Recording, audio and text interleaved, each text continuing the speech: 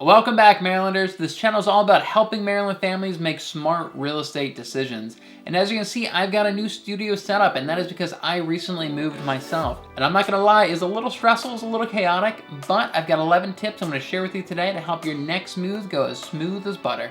Stay tuned.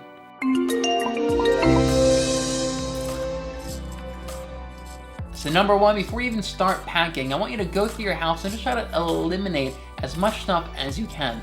Because the truth is, we all just kind of tend to accumulate stuff, and it's not very often we actually go through and clean out our house. So I want you to go through your closets and ask yourself, can I donate this? Can I sell this? Or can I throw it away? Because if you don't really need it, there's no point in actually packing it up and moving it to your next house. Number two, I know how tempting it is just to get some free boxes from the grocery store or your friend or old Amazon boxes. But you really want to have a uniform shaped boxes. You want as many of your boxes to be the same shape and size as possible. It's going to make your life so much easier when you're stacking boxes in trucks and in cars and you're packing everything in. Just having them all the same shape and size. And as a pro tip, you really want boxes that have handles built right into them. This makes your life so much easier than trying to have to pick all the boxes up from the bottom. Number three, you want to mark your boxes by the room that they're going to. And this way, when you're offloading the truck, put all your office boxes in the office, put all your bedroom boxes in the bedroom, put all your living room boxes in the living room. I also really recommend that you put a star on all the really important stuff. For example, when I unpacked my office here, all my essentials have stars on them. I know that's the first stuff I want to unpack. I still have boxes over here that I haven't even touched, and it's because they're really not that important.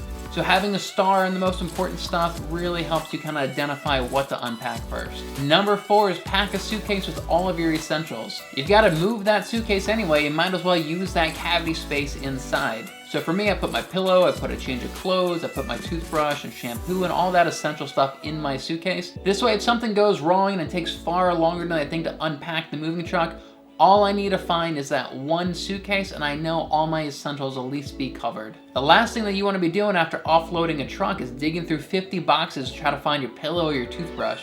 Number five, if you have friends coming over to help you move, just remember they're there to help you move, not to help you pack. You want to have everything fully in boxes and ready to go for when your friends arrive. There is nothing more frustrating than when I go to help out a friend move and I have to sit around and wait for him to box everything up just so I can grab the box and put it on the truck. You should have all that stuff staged and ready to go, so when your friends come over, they just grab the boxes, they grab the furniture, throw it in the trunk, and you're good.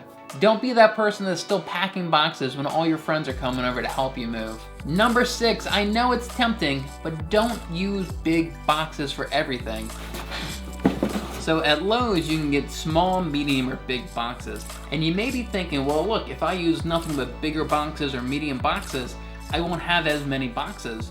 But it doesn't quite work out like that. And here's why.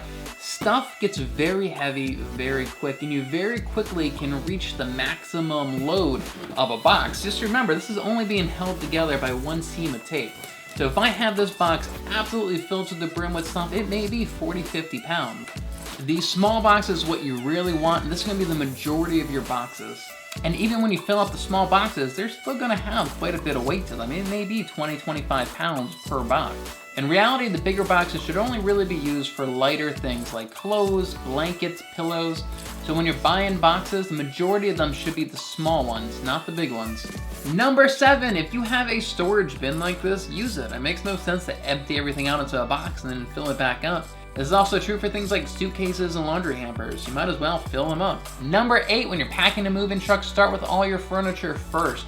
Pack it in there nice and tight, and then fill in the gaps around the furniture with all your odd-shaped items, and then you go in there with all your boxes and you start stacking the boxes up behind that. And number nine, if you are packing the moving truck yourself, use tie-down straps every so often in the truck. Along the sides of the trunk should be some brackets that you can strap to, and this will keep your furniture from sliding too far back or too far forward within the moving truck. Number 10, when you're disassembling furniture like that bookshelf back there, take all the little screws and nuts and bolts and put them in a plastic baggie and tape it to the actual furniture.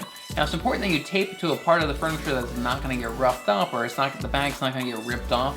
but tape something like this to the inside of the bookshelf. That way you won't lose any of the essential items to assemble it. This trick also applies to things like power cords for TVs or lamps, or wrap them up and literally tape them right to the TV or the lamp, so when you're unpacking, you don't have to worry about finding that dang power cord. Number 11, the first thing that you should unpack and assemble is your bed. That way you at least have a comfortable bed that you can sleep in that night. And if you are thinking about moving and you want to find the best place in Maryland to live, make sure you check out my video right over here where I outline a few resources that I use to help my clients find the best place in Maryland for them.